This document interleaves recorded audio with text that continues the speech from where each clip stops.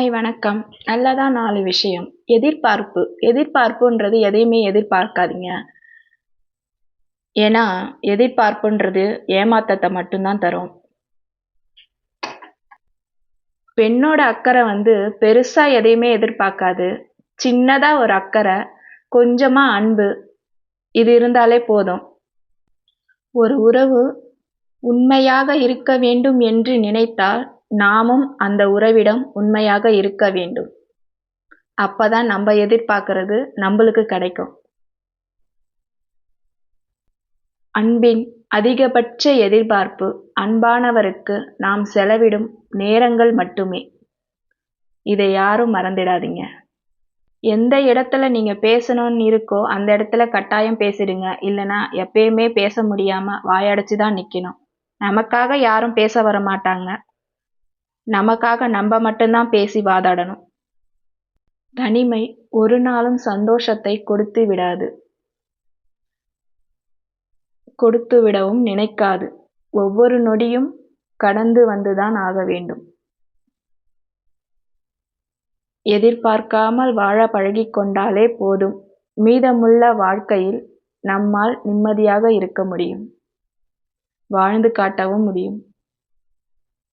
என்னுடைய வலிகள் காரணம் என்னுடைய எதிர்பார்ப்புகள் மட்டுமே.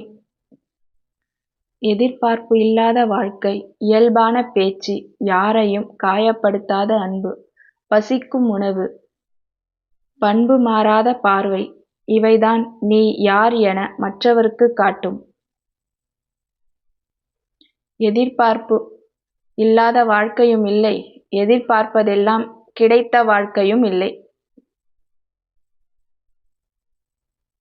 டெய்லி வேலை செஞ்சுக்கிட்டே இருக்க வேண்டியதாங்க. இதுதாங்க நம்மளுடையது. முடிச்சாச்சு. காலையில் டிஃபன்லேருந்து டீலேருந்து எல்லாம் முடிச்சிட்டோம். இப்போ துணி வேலை. துணியை துவைச்சி காய வச்சு மறுபடியும் அதை மடித்து எடுத்து வைக்கணும். இப்படியே நம்மளுக்கு ஒரு நாளும் ஒரு பொழுதும் போயிட்டு தான் இருக்குது. சரி, இந்த வேலை முடிச்சாச்சுங்க. துணியை எடுத்து மடித்து வச்சுட்டு நம்ம பொழப்ப நம்ம பார்ப்போம். அடுத்தது பசங்க வருவாங்க ஸ்கூல்லேருந்து. அம்மா என்ன டிஃபனு, என்ன சாப்பாடு, என்ன லஞ்சுன்னு. இதை பற்றி தானே நம்மளால யோசிக்க முடியும். எப்பயுமே ஒரு தொழில்னு கையில் வச்சுக்குங்க.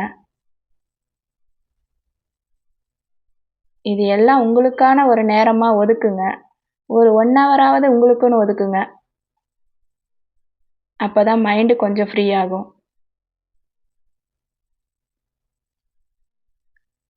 முக்கியமாக ஒன்று சொல்லணும்னு நினச்சேன்.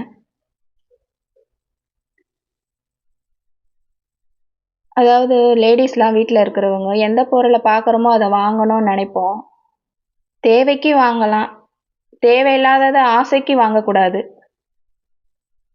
அதை பழகிக்குங்க. இப்போ நான் பன்னீர் ரைஸ் கேட்டாங்க நைட்டுக்கு. சரி, நைட் காலையிலேருந்து மதியானம் வரைக்கும் வேலை முடிஞ்சுது.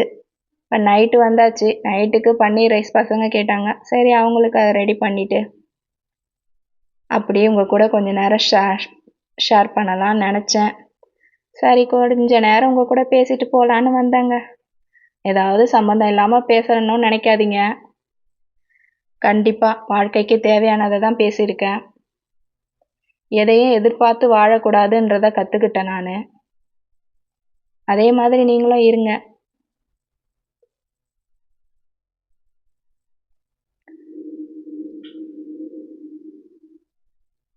இன்னைக்கு ஒரு நாள் வருமானம் 100 ரூபாய் தானா, அந்த 100 ரூபாய்க்குள்ளேயே சமைக்கிறதுக்கும் குடும்பத்தை ரன் பண்ணுறதுக்கும் பாருங்கள். அதில் 10 ரூபாய் உங்களுக்கு சேவிங்னு எடுத்து வைங்க.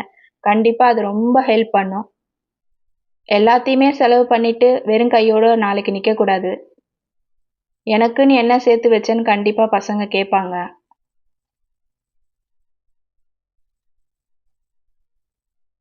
எப்பவுமே சேவிங் பண்ணுங்க.